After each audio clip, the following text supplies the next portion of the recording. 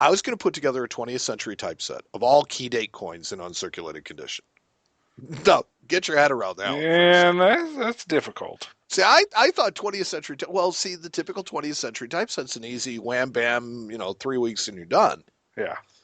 Whereas when I started looking at the key dates and in uncirculated condition, I had no idea how much I was absolutely putting myself in the trick bag and just guaranteeing that it was never going to be complete. But what I did was it was in buying coins that fit within my budget that um, I started discovering that I was buying some problem coins. Yeah. That I was buying coins that had been, you know, either the luster had been washed out, they'd been harshly cleaned. I mean, these are coins that are not like, they're not over the top problems, but they were coins that were problems in the fact that they would not sell as a normal There's an original a problem problem free free coin. Yeah. coin, right? Sure.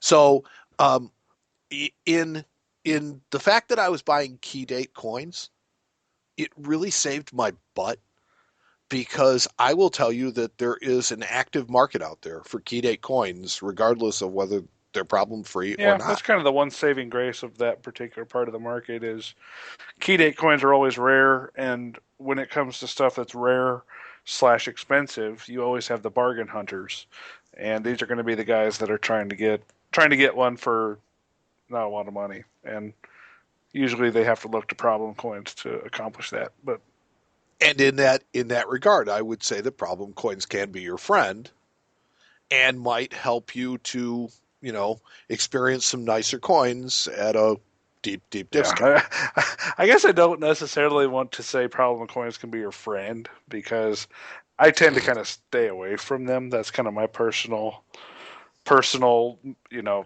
kind of opinion of problem coins. But when you're when you're looking at a problem coin, I always tell people, and I had this conversation a lot, and this is kind of why I didn't really have any notes at all because I had this conversation a couple times a week at least. And the thing with problem coins is it's kind of we get a lot of questions. People are like, okay, so my coin's been cleaned, right? And we say, sure, yeah, it's been improperly cleaned. And they say, improperly cleaned.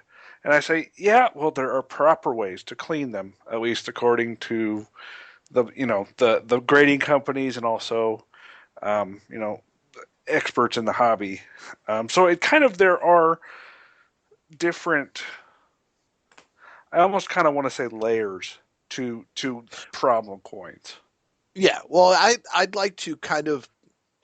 kind of like to put a definition or at least a fine point on Yeah, cleaning, just from the standpoint of problem coins, and say this: if you can tell the coin has been cleaned, it's been yeah. improperly cleaned. That's a very good way to put it. That's what it comes down to. It's like, yes, there are coins that just by knowing how old the coin is and knowing that it's impossible that a 250-year-old coin is going to be completely it's is going to be completely bright, because they're not. The material that it was made of, be it copper, nickel, or silver, or even gold, is going to have reacted with the environment at some point.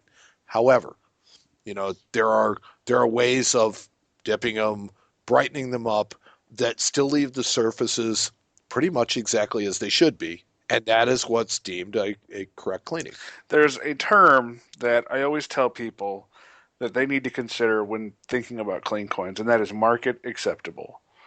Um, there is a term that we use a lot, and that is that market acceptable term. And what that means is that certain coins come certain ways, and it is acceptable to have coins that way. Like for example, Morgan silver dollars, they tend to come from storage in those old bags. You see a lot of white coins, and so the fact being that you can actually take a Morgan dollar with some unattractive toning, take that toning off of it via a solvent or a dip, and you have a blast white coin. Well, because there are so many blast white coins out there, this is acceptable to the market, and that's what that market acceptable is.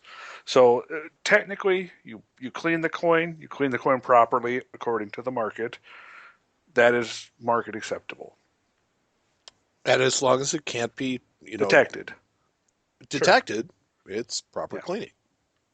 Now, on the other hand, there are coins that, people have taken Oh Brasso yeah. to, and they've completely gone, way other end of the spectrum. And And these would definitely fall into the problem coin and not all genre. problem coins are created equally. I mean, you can have a coin that's just been very lightly wiped, still has a very honest and attractive appearance, but is technically improperly cleaned. And you can also have that same coin that spent 100 years underground and is pitted and corroded, and they'll have the same grade in a holder. They'll say XF details, and one will say wiped, and the other one will say environmental damage. And one of these is a lot worse than the other, so that tends to affect the price. Even though they're both problem coins, certain problems affect the price more than others. And would you say that it is the ones that are the environmental damage seems to fare better than the improperly cleaned? It depends on how bad it is. I mean, eye appeal is everything when it comes to clean coins and improperly clean coins. The more qualities that a coin has of being original, though improperly cleaned, the better.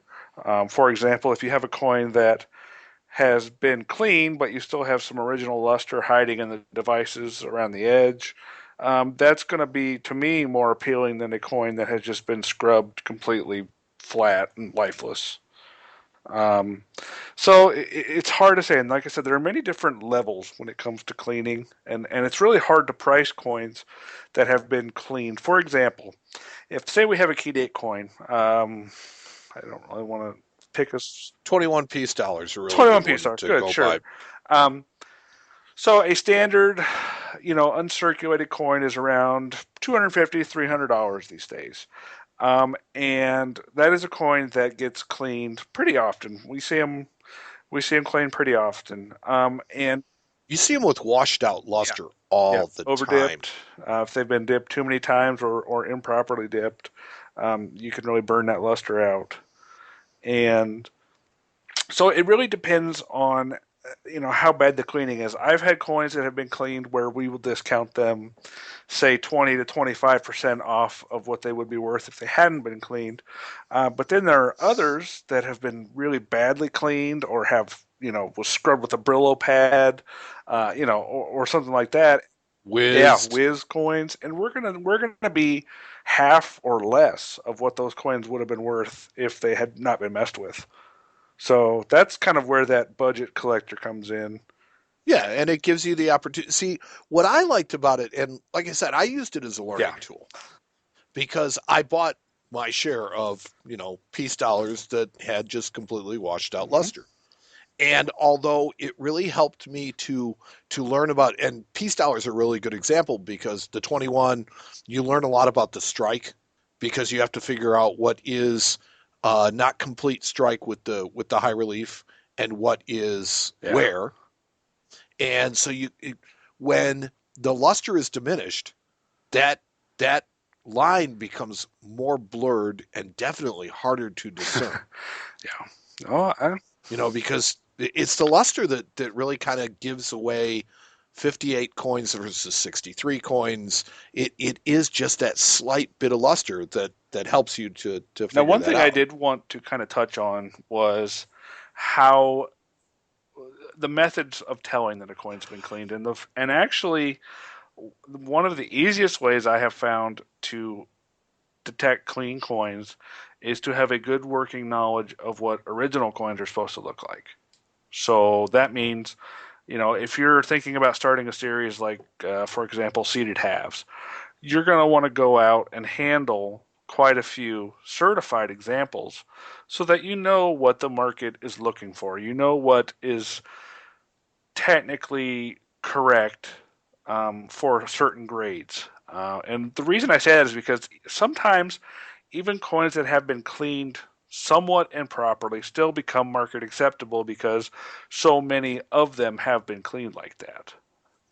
Well, I will say that seated halves and even barber halves are excellent examples of that because some of these coins may have been improperly cleaned 100 Mm-hmm. years ago, but have since completely retoned. And no, they don't have the luster underneath the toning, so that's how you kind of define them as a problem Mm. coin.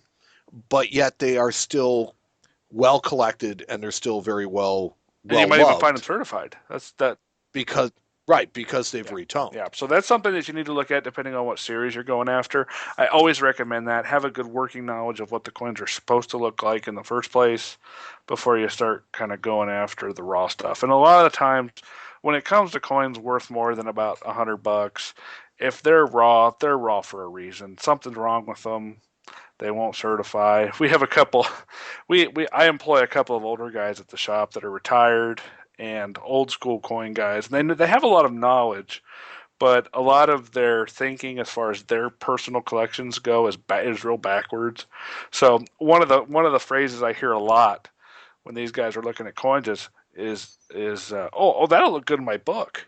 So they have these Dansko albums that they're trying to fill, but unfortunately they have a lot of clean coins in there simply because Those are the coins that are raw those are the coins that are still. raw and those are the coins that they get the best deals on.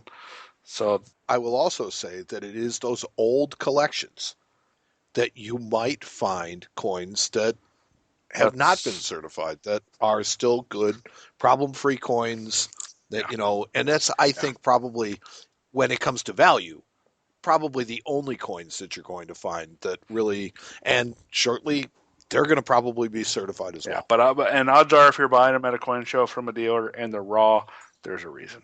Yeah, Typically, yes. I mean, it's if a coin is worth money, it's typically worth more money slabbed. And so if it is not slabbed and worth money, chances are there's a reason why it's not slabbed. very very much so. In a nutshell. But but there's also when you get out of more common coins and get into some of the rarer stuff. This is where problem coins tend to mean less. Like for example, $1 gold coins. $1 gold coins are very commonly made into Mm-hmm. jewelry, and they were used as watch fobs. They were used as Stick necklaces, pin. I've seen stick pins. I've seen. stick pins, all this kind of stuff.